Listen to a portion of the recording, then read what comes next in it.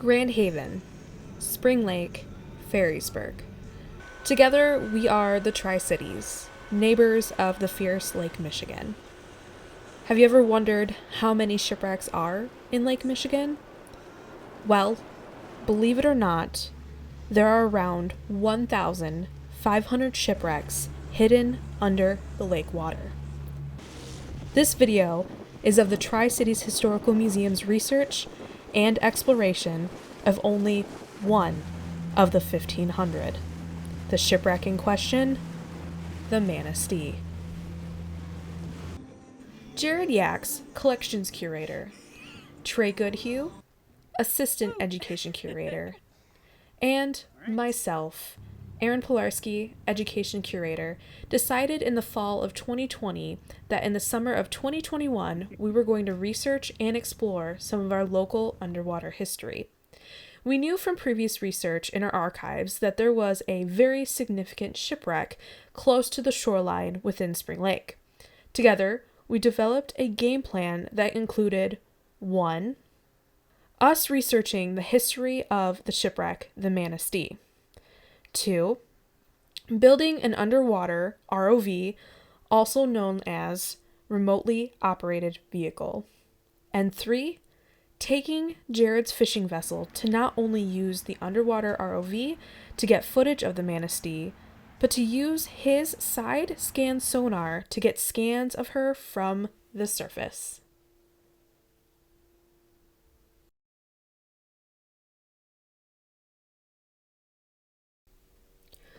The Manistee was a passenger steamship built in the year 1882 by Jacob H. Randall for Benton Harbor's Graham and Morton Transportation Company. Her frame was made of iron and wood. Remember this part for later in the story. This powerful steamer had a 568 horsepower engine that was built by Grand Haven's Bryce, Blocker and Company. The Manistee was originally named the Laura, then the Alice Stafford, before they settled on the name Manistee. She was 202 feet in length and could carry up to 500 passengers. On June 28, 1914, something tragic and unique happened to the Manistee while docked at Johnson Boiler Works in Spring Lake. It was a Sunday morning between the hours of 3 and 4 a.m. when the ship's clerk, William Elkins, suddenly awoke to the sound of crackling flames. Quickly, Elkins alerted the rest of the crew, and they soon realized that the whole forward end of their vessel was on fire. On this particular night, there was quite a strong wind blowing. Now, the Manistee's frame, as I had mentioned earlier, was made of iron and wood. Keeping the wind and her wood frame in mind, the fire spread unbelievably fast. The crew escaped with only the clothes on their backs. No one perished during this event. However, some of the crew received burns during their efforts to control their burning vessel. With the wind being as strong as it was, the flames eventually burned all lines holding the vessel to the dock. The captain of the Manistee, Captain C. Johnston, William Elkins, and the rest of the crew watched the Manistee drift away unmanned from the dock in Ferrisburg. She drifted slowly along Klaus Cat Landing. By this point, the shorelines were crowded with curious townspeople watching the ghost ship burn. The Manistee continued to drift until she grounded on a sandbar near Savage Landing. While grounded, she continued to burn until the weighted ends of the vessel went down into the water with a cloud of steam following. Each member of the crew lost a substantial amount of personal belongings. Apparently, there are claims that a man named Harry R. Hillier recorded footage of the burning Manistee drifting, but the footage has gone missing. Maybe one day, someone will find Hillier's footage and share it with the rest of us.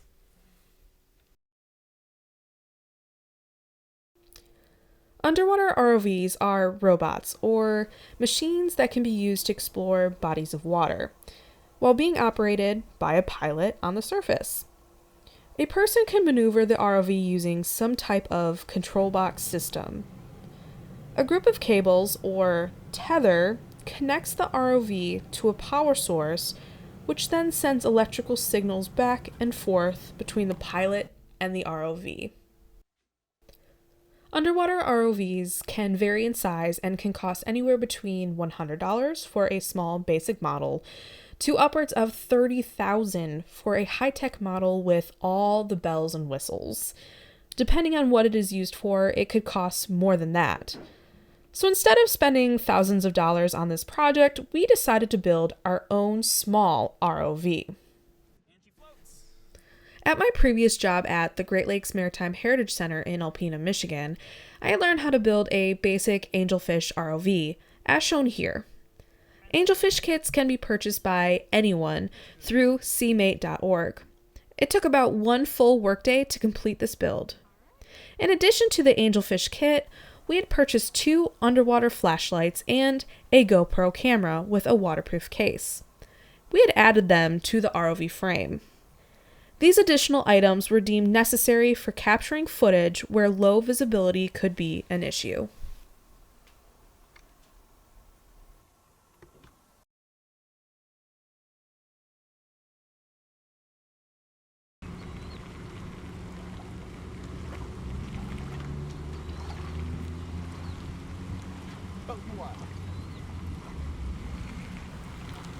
As a team, we knew we had to be safe and organized when we went out into the water. We wanted to avoid dangers such as high winds and electrical storms. We wanted to explore a shipwreck, not become one. So, on July 21st, we went out into Spring Lake on a nice warm day with low wind. What you are going to see next are bits and pieces of our adventure to the shipwreck, the Manistee.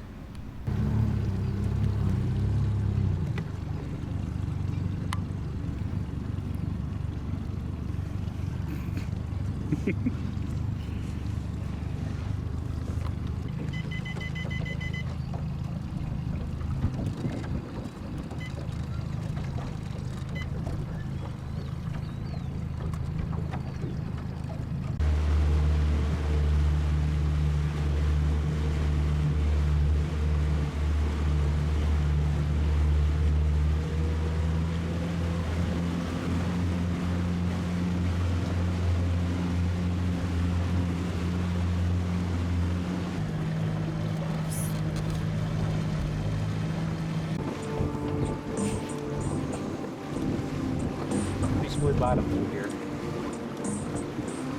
Those are the posts for the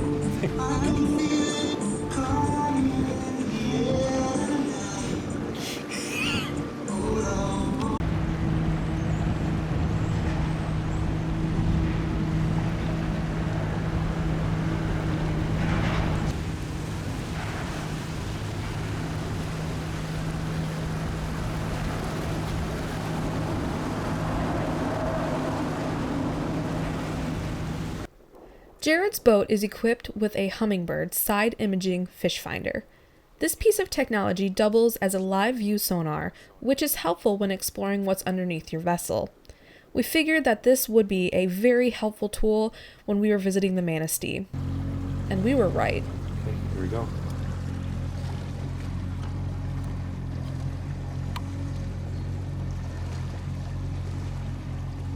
So that's the run we'll want to be when we're going with the ROV. Okay. Because it is literally right straight down here. Okay. And it's 12, 14 feet of water.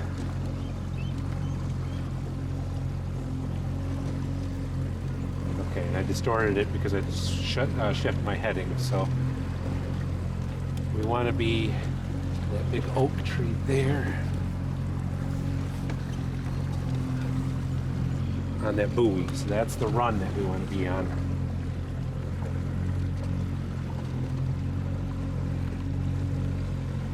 So that way I don't distort it. Well, there's a ton of fish down there too.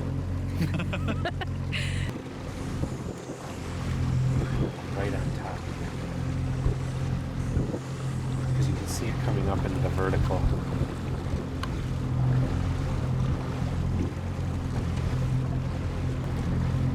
You can see all the timbers and stuff like that, the beams and whatnot, all coming up into the water there. Oh, wow.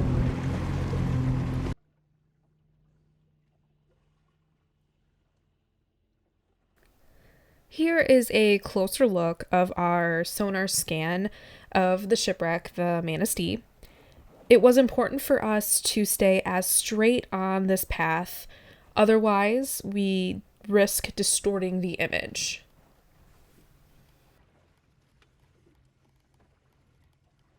In my opinion, this scan is pretty incredible. The feedback we are getting is really clear. We can see broken pieces of her frame scattered on and around her. Plus, the shadowing indicates that parts of her are closer to the surface, which puts the shipwreck in a location that can make her vulnerable. It could be vulnerable to more damage, whether it be weather or other boats anchoring nearby.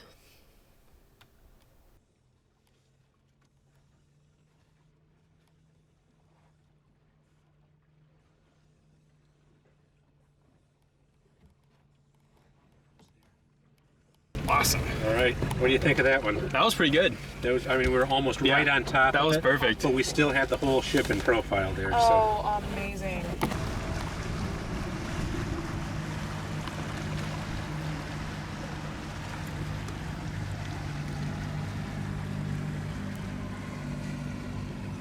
Okay, it's directly underneath us now. So we're gonna wait for the wind to, because the wind is gonna constantly be trying to push us. The GPS puck is locked onto the coordinates right where we're at right now. So the trolling motor is gonna stay stationary. It'll compensate for us, but we have to wait for the wind to move the back end of the boat around.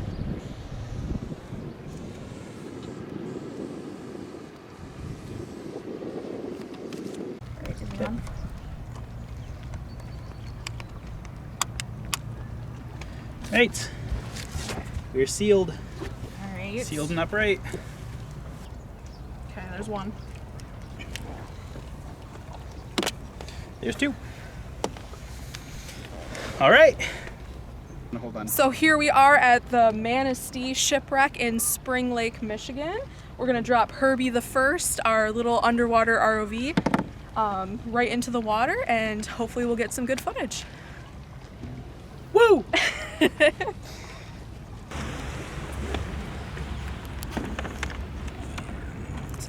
There she goes. All right.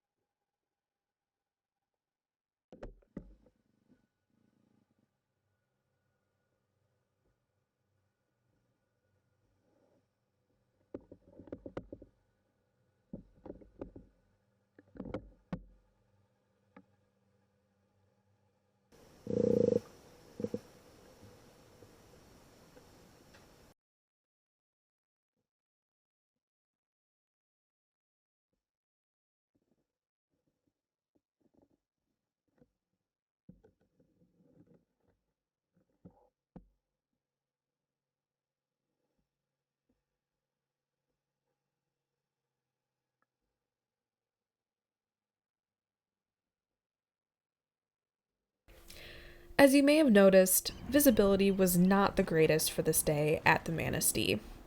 But that is a constant challenge when you are in a shallow, high-traffic area.